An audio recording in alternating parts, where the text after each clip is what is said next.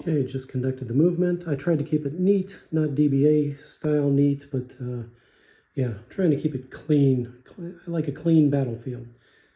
All right, it's going to be 2 major melees, as you can tell. Well, this one's pretty minor since there are only 2 heavy foot defending.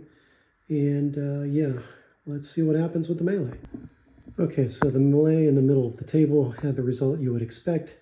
One of the 2 heavy footmen was on the red side was eliminated.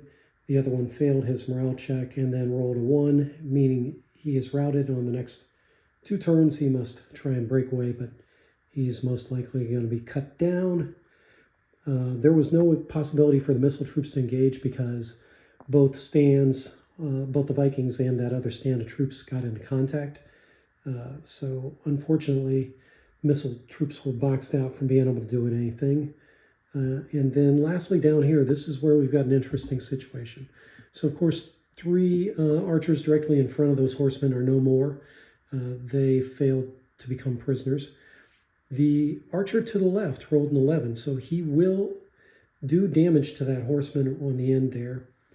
The other archer did not fare so well. He rolled a 2, and then he was set upon by 2 of the goblins who have actually taken him prisoner now.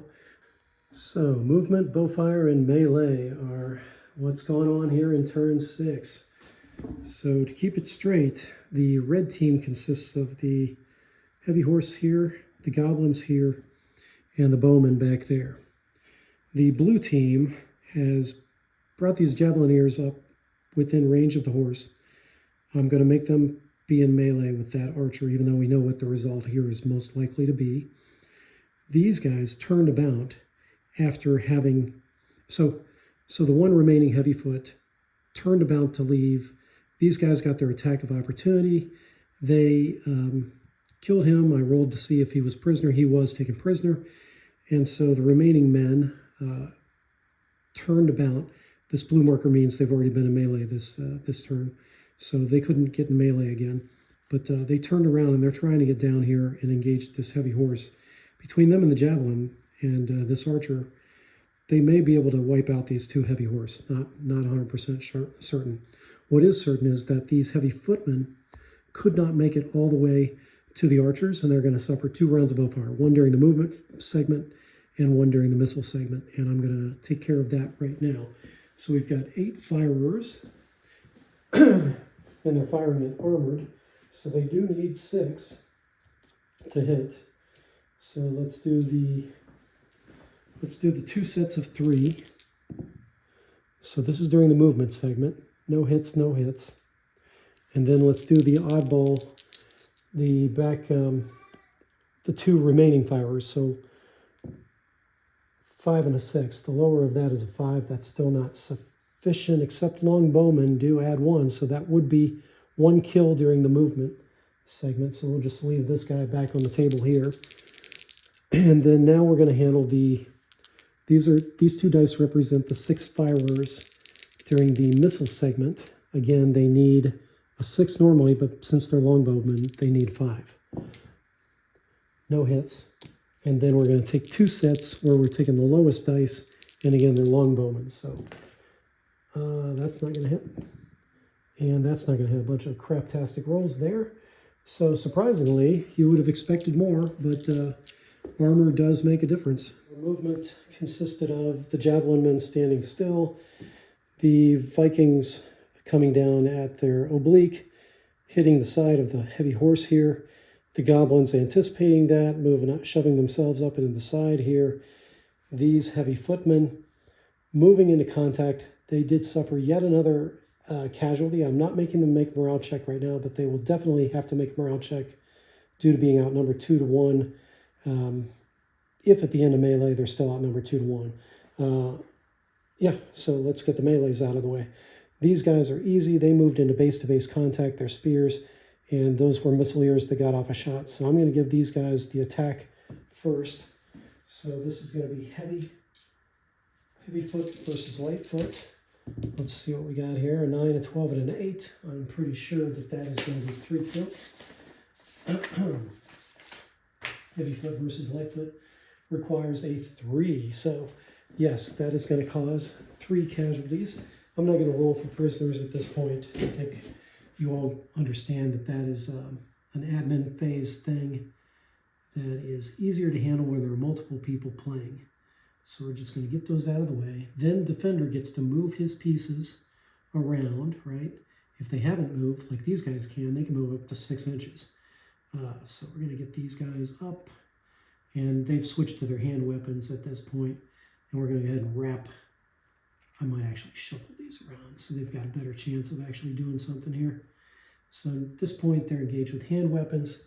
Let's go. Let's effing go. RF, LFG. 1, 2 versus that guy.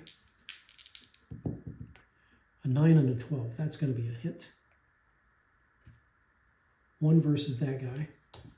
A 2. That's going to be a miss. And then those guys, till we get a hit out of here. We got a 12 and a 9. Oh, 2 more hits. So that is the end of their hurrah. And yeah, so that's going to be casualties on their side. All right, I'm going to clear these casualties and then we'll do the other melee. Okay, for this melee, the horseman on the right side already destroyed. All right, he needs a 1, so he killed that light footman, the archer that was remaining in front of him. We're going to handle the 2 heavy foot against the heavy horse. Right now, heavy foot against heavy horse requires a 9 to kill. And there are only 2 of those Vikings. No spearmen in the second rank right now, because spearmen only do that if they're defending, unless we're doing simple man-to-man. Okay, so nope, no 9s.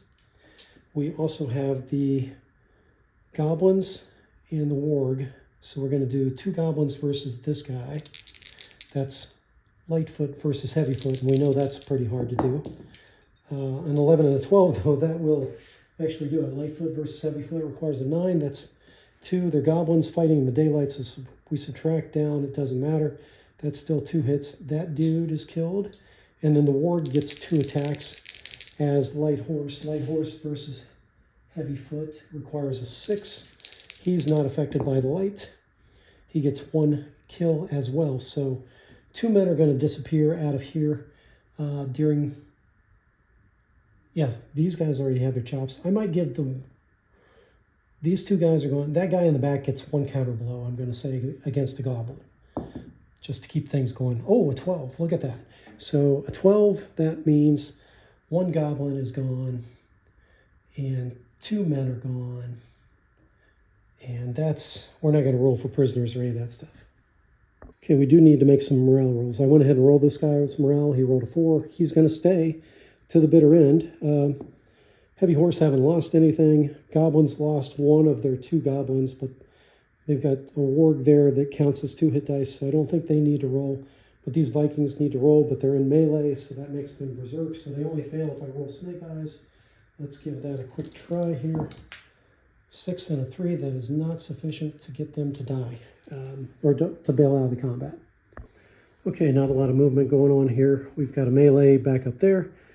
I allowed these guys to mutually disengage. The Vikings are turning to face the goblin and warg, while the heavy horsemen disengaged and went across toward the javelineers. The javelineers both fired. Both are treated as single firers, which means you take the lower of the 2 dice rolls, which means basically, because they needed a 6, they only have a 1/36 chance each. So, you know, that went about as expected, and the heavy horse versus light foot will also go as expected, so those 2 are going to be wiped off the board. Let's see what happens here with these heavy footmen versus the goblins. I'm going to say that the...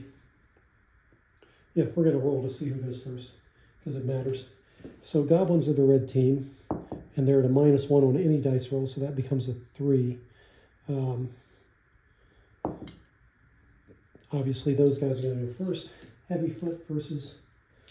I'm going to call that guy light. So 1 heavy foot versus light. That is a kill. So that goblin's dead. And then this guy has 2 hit dice. So let's see if we can score at least 1 hit. Yes, I think a 9 would have hit. Yeah, heavy foot versus heavy foot. Or even if we call him, I'm sorry, a light horse. Heavy foot versus light horse is a 6. So he gets a wound in on him, but that is not enough to wipe him out. This guy gets his return blows, a 12 and a 5. The 5 doesn't hit, but the 12 certainly does. So it's 1 for 1 over here. Piece of cake. And then over here, yes, I'm going to give the spearman his shot first. He rolls a 5, which heavy footman versus light. He only needed a 3, so he's going to kill one of those archers. That means there's 1, 2, 3, 4 archers to strike at him. They are lightfoot versus heavyfoot. They need a 9 or more on one of these dice, and yes, they get it. So he is dead. So that guy is dead. This guy is dead. That guy is dead. That guy is dead. These guys are dead, and that is going to be the end of combat. Let me clean it up. Okay, so the last man standing on the blue team is a single Viking versus a warg. I think we know how that's going to wrap up because the 2 heavy horsemen on the red team can turn around. He's got 4 archers over there that can shoot him. Yeah, not going to end well. So blue was completely wiped off the map. And red, which started with a 4-figure advantage, has turned this into a 7-figure advantage. That was it. Eight turns to get 92, I think it was 92 figures off the board. 96, 96, I don't know. Talk to you later.